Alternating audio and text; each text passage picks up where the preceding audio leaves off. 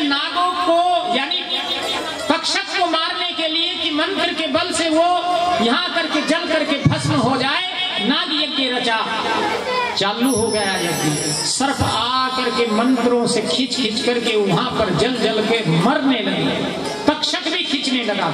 उसके बाद तक्षक ने जा करके इंद्र के सिंहासन में लपेटा ले लिया, वो भी डामाडोल होने लगा। इंद्र ने देखा कि क्या बात है, देखे तक्षक कि तक्षक क्या बात है कि मेरे को बचाओ, जन्मे जे ने नाग यज्ञ किया हुआ और मैं मरा, मेरे पर रुका नहीं जा रहा, मंत्र के बल से मैं खींचा जा रहा हूं।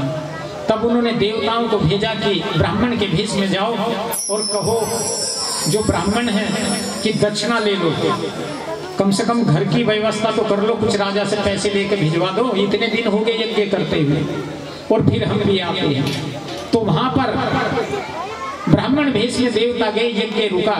तब इंद्र भी वहां पर गए, देवता गए और इनका यानी आपस में समझौता कराया कि इनके भाग्य में भी ऐसे ही था, राजा परीक्षित के भाग्य में ऐसा था, अब आगे तक्षक के प्राण न लो। तब इन्होंने प्रार्थना की, तब जन्मे जे ने यज्ञ करना बंद किया और तक्षक ने कहा कि जो हमारी यानी भागवत में है उसमें बड़े विस्तार से इनकी वो है कथा, जो इस कथा को सुनेगा उसको सर्प नहीं डसेगा। हम तो शॉर्टकट में गए हैं। ये तक्षक ने उस समय आशीर्वाद दिया, जो हम दोनों की ये कथा सुनेगा उसको सर्प नहीं डसेगा। बोलो भागवत भगवान की। श्री कृष्ण सभी बोल लेंगे, अभी नहीं हुआ। श्री कृष्ण गोविंद हरे मुरारी, हे नाथ नारायण वासुदेवा। हथेली बजाते हुए श्री कृष्ण गोविंद हरे मुरारी, हे नाथ नारायण वासुदेवा।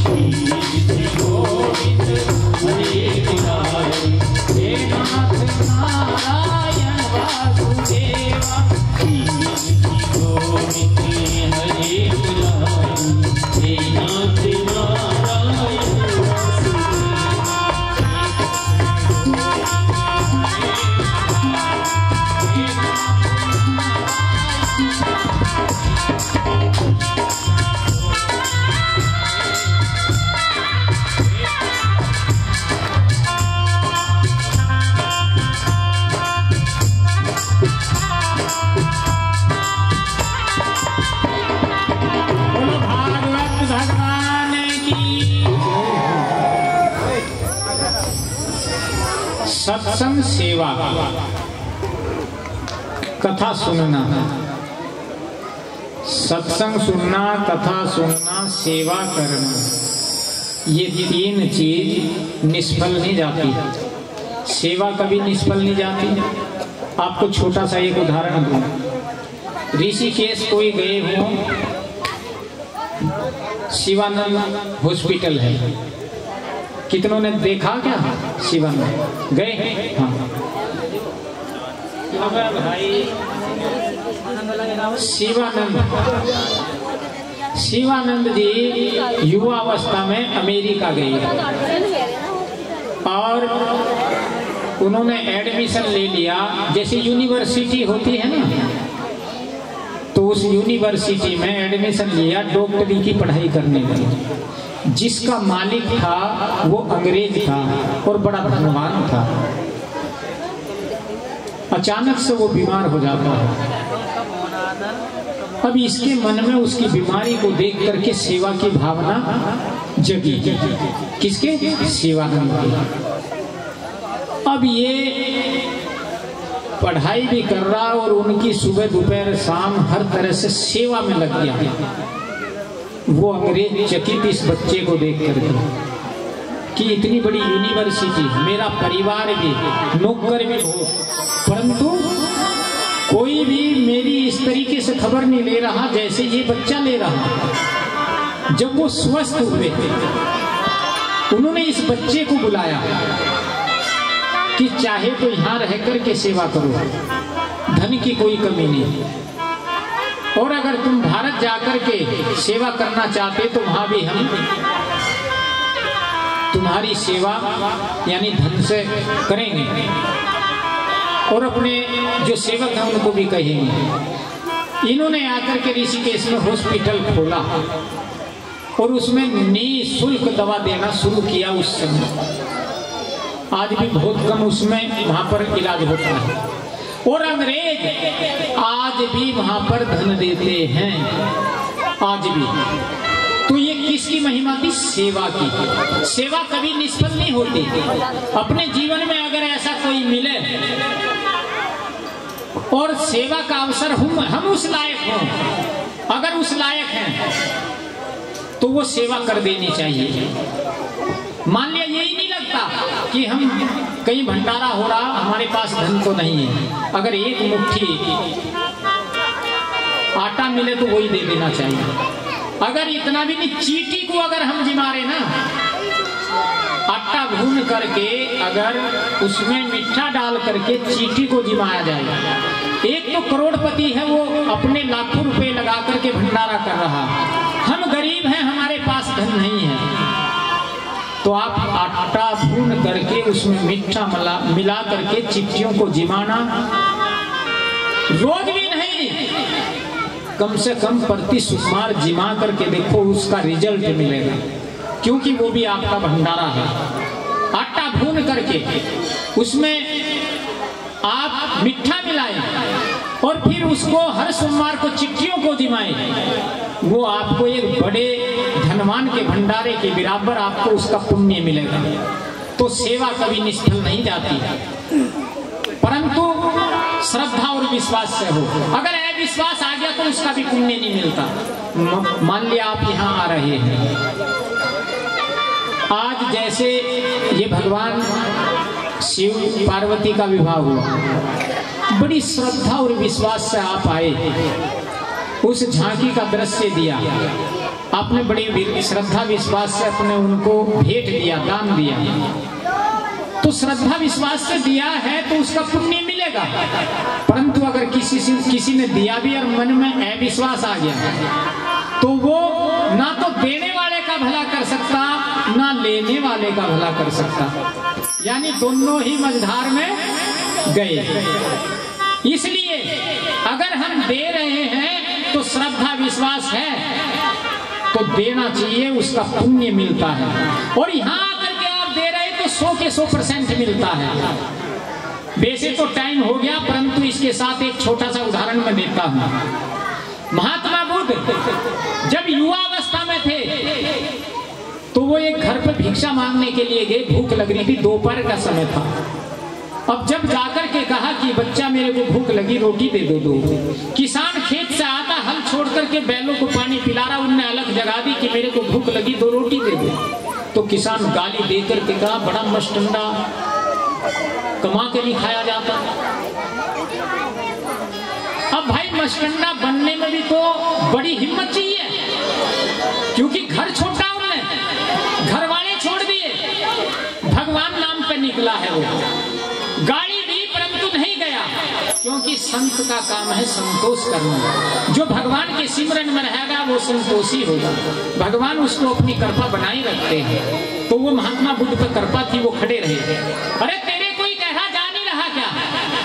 परंतु नहीं गए, गाली देता रहा, नहीं गए। 10 मिनट हो गए, नहीं गए, गाली सुनते रहे। उसके बाद जब उसका गुस्सा शांत हुआ, कहा कि बच्चा तू भी किसान है, मैं भी किसान हूँ, मुझे तेरी गाली का गिल्ला नहीं है। क्यों नहीं है? क्योंकि तू अज्ञानी है, तेरे को ज्ञान नहीं। अगर ज्ञान होता तो गाली ना देता। क्योंकि तू भी किसान, मैं भी किसान। तू दिन अन्न का दाता है, खेती जोत करके बीज बोता है, और मैं आत्मा की जुताई परमात्मा से रात को भजन करता हूँ। अगर तू 2 रोटी खिलाएगा तो जो न्यायकारी है, तेरी 2 रोटी के बदले मेरे नाम की कमाई तेरी खाते में डालेगा, और तेरे जो कर्म है उनको काट करके यानी वो पुण्य में बदलेगा। उनको ये तो मेरे को किसी ने बताया ही नहीं। जब तू कभी किसी सत्संग में नहीं गया, साधुओं के संग नहीं बैठा, कथा नहीं सुनी, तो तेरे को ज्ञान कैसे हो कि मैं तो आज लोग गया ही नहीं, मैं तो खेत घर। तब उसकी आंख खुली तो भोजन कराया, और फिर आए गए की सेवा करने लगा। तो तब उन्होंने कहा कि मैं तेरे दर पे आया हूँ, परंतु आधा ही तेरे को मिलेगा। अगर तू मेरी कुटी पर आकर के देता तो तेरे को 100 के 100% फल मिलता। क्योंकि मैं चल कर आया, तू अपने घर से मेरे को दे रहा, तो 50% तेरे को मिलेगा नाम की कमाई का। इसलिए जो यहाँ आकर के दे रहे तो 100 के 100%। घर जाकर के अगर कोई भिखारी आता तो उसको वहाँ 50% उसका जाने का है, क्योंकि वो चल कर आपके दर पर गया है। और जो उसके दर पे जाकर के देता तो उसका 100 से 100%, क्योंकि मेहनत करके चल के आया है। बोलो भागवत भगवान की। अब यहाँ पर जैसे भागवत हो रही, हमारे मन में जो भी श्रद्धा विश्वास आए, क्योंकि तन मन धन से सेवा करना, तन मन धन से। हमारे पास धन नहीं, चिंता की कोई बात नहीं। हमारे पास अन्न भी नहीं है, चिंता की कोई बात नहीं। परंतु तन है तो तन से सेवा करो, वो धन से भी बड़ी है। क्योंकि हम इस लायक भगवान ने नहीं बनाए, हमारे पास धन देने के लिए नहीं है। तो तन तो है, तो तन से सेवा कर सकते हैं, वो धनवान के बराबर लगेगी आपको। अगर आपके पास धन है और तन समय नहीं है सेवा करने, तो धन से सेवा कर सकते हैं। और धन भी नहीं है, तन भी नहीं है, यानी कोई बुजुर्ग है, उसके पास बेचारे के धन भी नहीं और तन कमजोर हो, तो वो मन से हमें सलाह दे सकता है, नहीं ऐसे करो, कुछ ना कुछ विचार दे सकता है, नहीं ऐसे करो, यानी अपनी सलाह दे सकता है। तो ये तन मन धन से हो गया सेवा करना।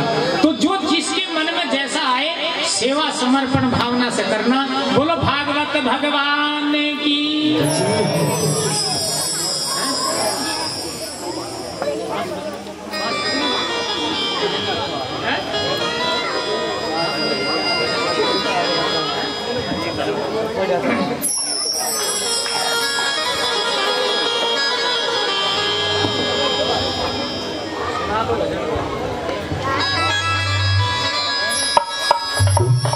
बोलियो के बिहारी लाल की जय हो।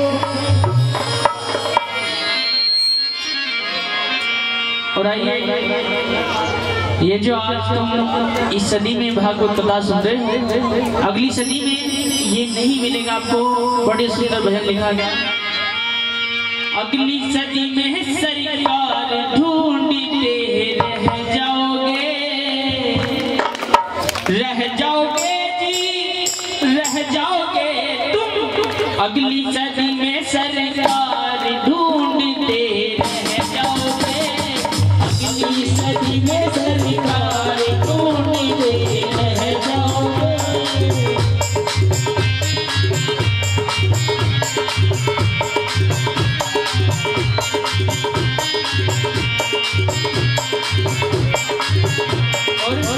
क्या क्या ढूंढते रह जाओगे? शुद्ध हवा पीने का पानी, शुद्ध हवा पीने का पानी, क्योंकि आज का जमाना बदलता जा रहा है। जो हवा पानी मिल रहे थे वो सब एसी बिसलेरी जाने क्या क्या पानी चले गया था, प्योरिटी का पानी। अब पहले गंगा का पानी पी ले तब भी ठीक रहते, आजकल सब बदलता जा रहा। क्या शुद्ध हवा पीने का पानी, शुद्ध हवा पीने का पानी, बढ़िया भोजन लंबी जिंदगानी, बढ़िया भोजन लंबी जिंदगानी। कोई पहुंचे 50 के पार ढूंढते रह जाओगे, कोई पहुंचे 50 के पार ढूंढते रह जाओगे। भाई अगली सदी में सरकार ढूंढते।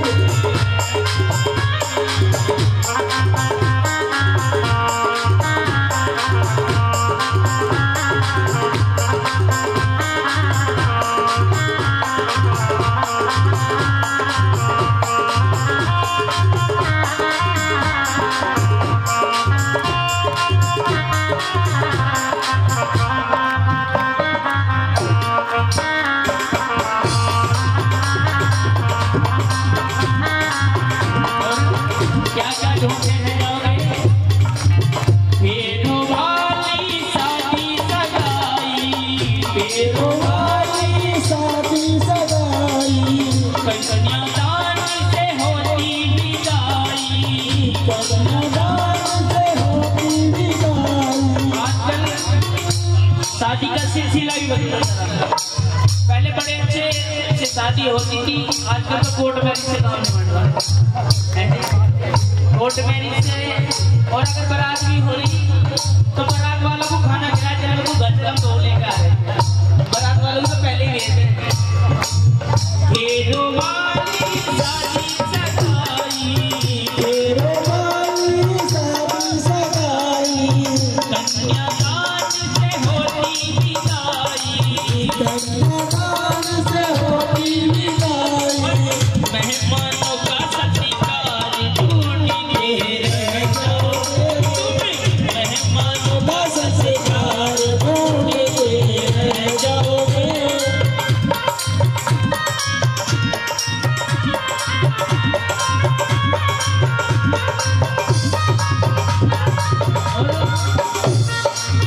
लाज शर्म से सिकुड़ती रानी, लाज शर्म से सिकुड़ती रानी, लंबा घूंघट तन पे हो साड़ी, लंबा घूंघट तन पे हो साड़ी। हमारे इंडियन कल्चर का पहनावा भी बदलता जा रहा है। गाँवों में क्या हो रहा है, जो गाँव की माता बहनें हैं, लड़कियां हैं, जो गांव की लड़कियां हैं वे तो सूट पहनती हैं, मगर जो गांव की बहू है वे भी सूट सलवार पहनती हैं। कुछ पता नहीं चलता, बुजुर्गों को ये नहीं पता चलता ये गांव की बहू है या गांव की लड़की है। आजकल सभी सूट सलवार पहन रहे हैं। लाज शर्म से सिकुड़ती रानी, लाज शर्म से सिकुड़ती रानी, लंबा घूंघट तन पे हो साड़ी, लंबा घूंघट तन पे हो साड़ी, सास ससुर का सम्मान, और सास ससुर का सम्मान तो आजकल बिल्कुल खत्म होता जा रहा है, क्योंकि जिनकी शादी हो रही उनके बहू तो आनी नहीं, बहू रानी आ रही। अच्छा, घर में बहू आनी चाहिए, बहू रानी। अच्छा, एक लड़के की शादी हुई, उनके बहू तो आई नहीं, बहू रानी आ गई। और बहू रानी का काम क्या है? शाम को 6 बजे उठना, शाम को 6 बजे सोना और सुबह को 10 बजे उठना। और लड़के में मम्मी में आपस में बना रहे कि हम क्या करेगी जो बहू काम करने लगेगा। अब दोनों ने मिलकर प्लान बनाया कि सुबह को जब वो उठेगी तो तू मेरे हाथों में से झाड़ू छीने, मैं तेरे हाथों में से। अब हम दोनों की आवाज सुन के मेरा अपने हाथों में झाड़ू लेते हैं। और सवेरा हुआ, सुबह सुबह दोनों माँ बेटा लड़ रहे हैं, वो उससे झाड़ू छीनता, वो उससे झाड़ू छीनता। और भाई बहुरानी की आंख खुल गई। जब बहुरानी की आंख खुल गई तो सीढ़ी पर से दिल्ली में करके आ रही थी, क्या बात हुई, क्यों लड़ रहे? तो बेटा हल्की सी आवाज में कह रहा है कि माँ तो कह रही कि झाड़ू मैं लगाऊं और मैंने कह रहा झाड़ू मैं लगाऊं। तो उनका प्लान था कि झाड़ू या लगाएगी, मगर बड़ी निकी बहू जब कहने लगी तो इसमें लड़ने की रुक मचाने की आवाज है। 8 दिन तू लगा रहा, 8 दिन लगाएगी। सास ससुर का सम्मान ढूंढते रह जाओगे, सास ससुर का सम्मान ढूंढते रह जाओगे, अगली सदी में सरकार ढूंढते। राम नाम के कीर्तन गाना, राम नाम के कीर्तन गाना, करके भजन हरि को रिझाना, करके भजन हरि को रिझाना, राम नाम का प्रचार ढूंढते रह जाओगे। क्योंकि ये जो राम नाम का प्रचार और भागवत कथा चल रही है ना, इसमें इतना खर्चा होता है। अब महाराज जी के लिए तो उठा नहीं पाने, या और भी सदस्य होंगे। अच्छा, जितनी संगत आई हुई है, अगर 100-100 रुपए की सभी देना तो भी पूर्ति हो जाएगी। वैसे तुम्हारे हिसाब से 100-100 का मैं जमींदार आदमी हुआ, मगर 100-100 भी दे तो हो जाएगा। 100-100 डेली देने का भी कुछ सारी साथी गन्ना ऊपर का तो बच रहा। क्योंकि राम नाम के प्रचार में इतना खर्चा होता है, एक भागवत कथा में इतना खर्चा हो जाता है जितनी एक बेटी की शादी में लगता है, शायद उससे ज्यादा हो जाता है। इसीलिए सब बंद हो जाएंगे अगली सदी में। क्योंकि आजकल कहते हैं कि इन्होंने तो खाने कमाने का बिजनेस बना रखा, सभी का बिजनेस है, कोई बिजनेस कर रहा। हमें अच्छा लगता है कि लोग कहते हैं कि इन्होंने खाने कमाने का बिजनेस, हमारा बिजनेस है राम का नाम ले ले, भगवान का भजन कर रहे और बिजनेस भी है। अब से कहो कि हमारा बिजनेस है, मगर इसमें राम का गुणगान तो हो रहा है। राम नाम का परिताज ढूंढते रह जाओगे, राम नाम का परिताज ढूंढते रह जाओगे, रह जाओगे जी, रह जाओगे, रह जाओगे जी, रह जाओगे। अगली सदी में सरकार ढूंढते रह जाओगे, अगली सदी में सरकार ढूंढते रह जाओगे, अगली सदी में सरकार ढूंढते रह जाओगे, अगली सदी में सरकार। बोली बात के